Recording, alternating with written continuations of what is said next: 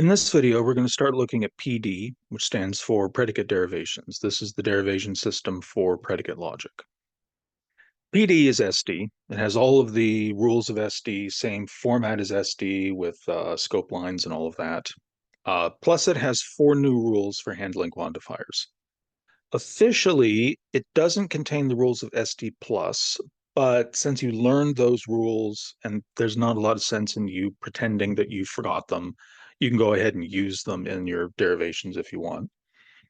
Now, PD is sounding complete, just like SD was, right? So what that means here is that if you have a set gamma of sentences of PL and a sentence P of PL, then P can be derived from gamma if and only if gamma quantificationally entails P. However, this is how it's written in short form.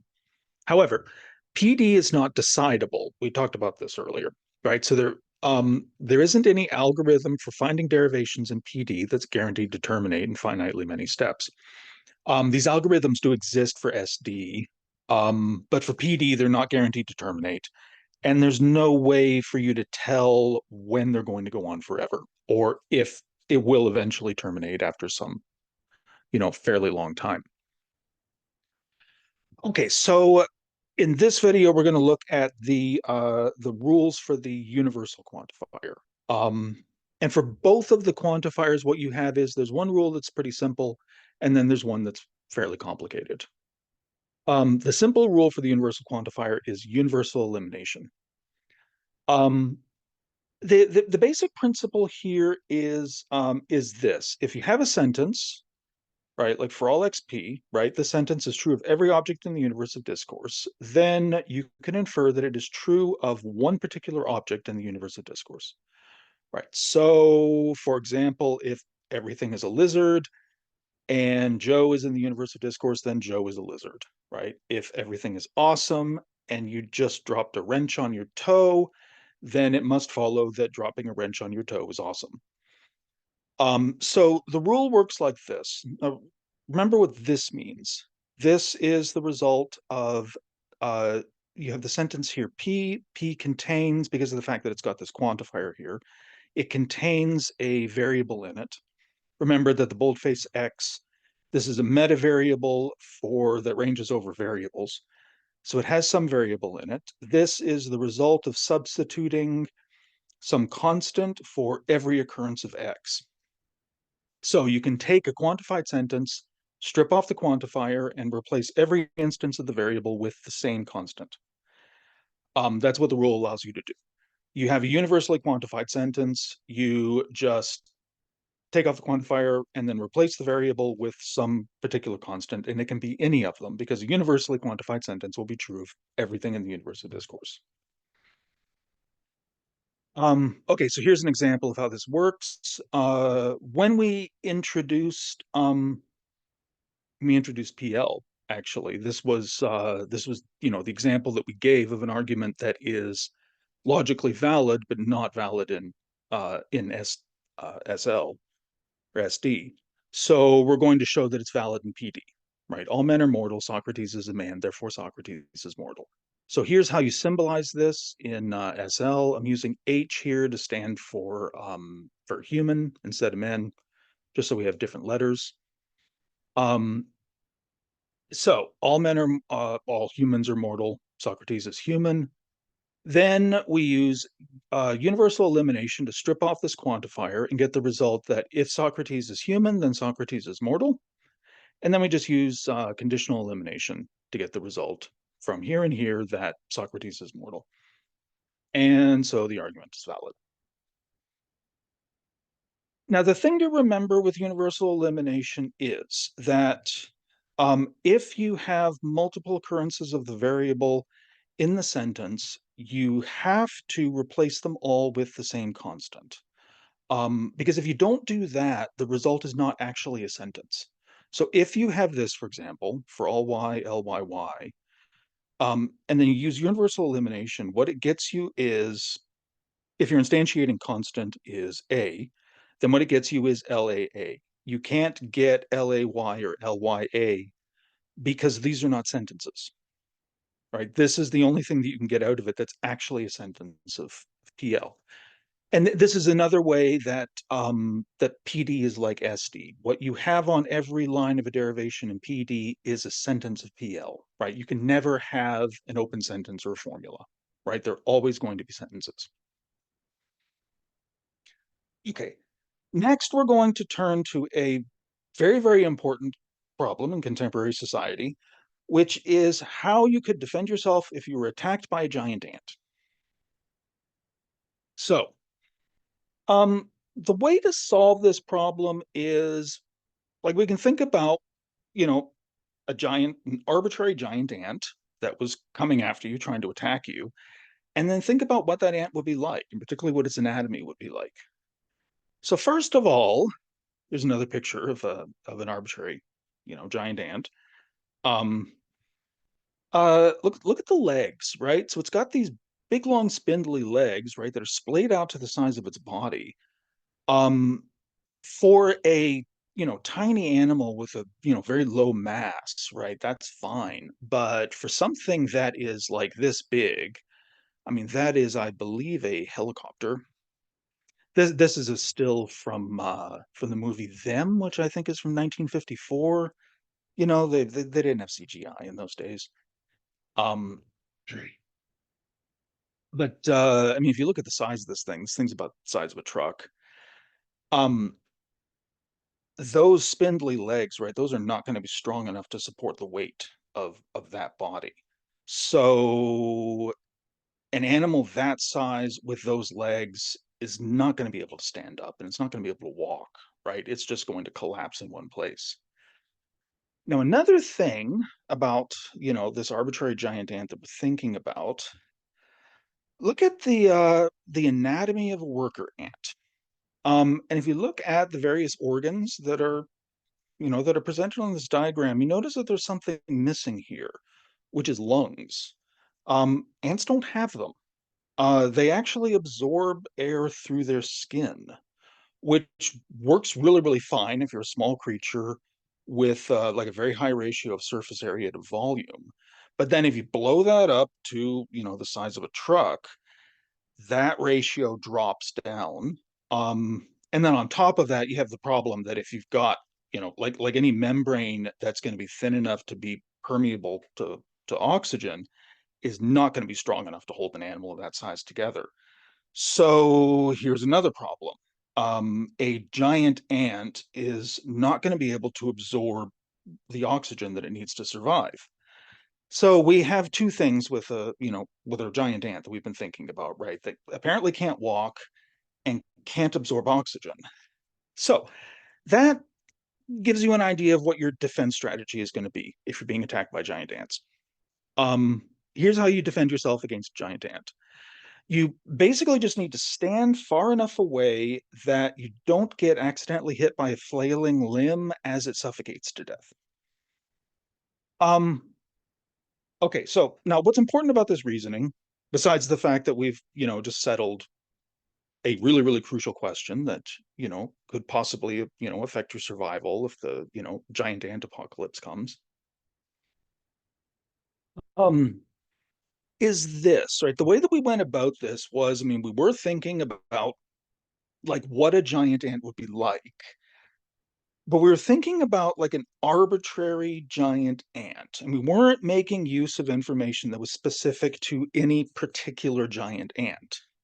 If you go back to this picture, for example, that ant is like weirdly hairy. And we didn't assume that, well, if there was a giant ant that was attacking you, it would also be covered with like these weird hairs, and then make inferences based on the weird hairs, right? Or we didn't suppose that, the ant in this picture, I mean, it's really clear if it's attacking, right? Maybe it's just really friendly and it wants to hug people with its mandibles. Um, Again, I mean, this is information that wouldn't necessarily apply to all giant ants, right? We were trying to restrict ourselves to, um, facts about ant anatomy that would be true of any large ant, right? And as long as we do that, what we can do is we can draw general conclusions. So this is the idea behind the next rule, which is universal introduction.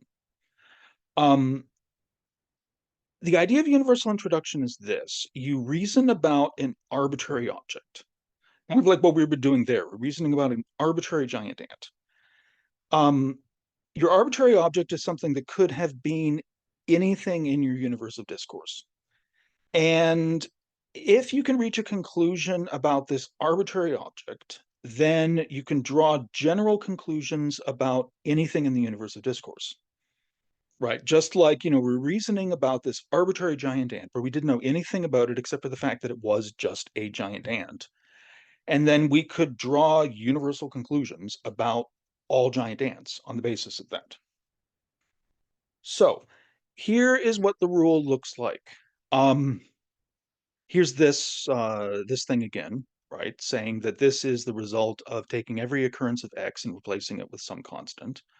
Because this is what you're starting with here. It's a sentence containing a constant, and then what you go is you go through and you replace every instance of that constant with a variable and then put a universal quantifier on the front. And you can do this if it satisfies these two provisos.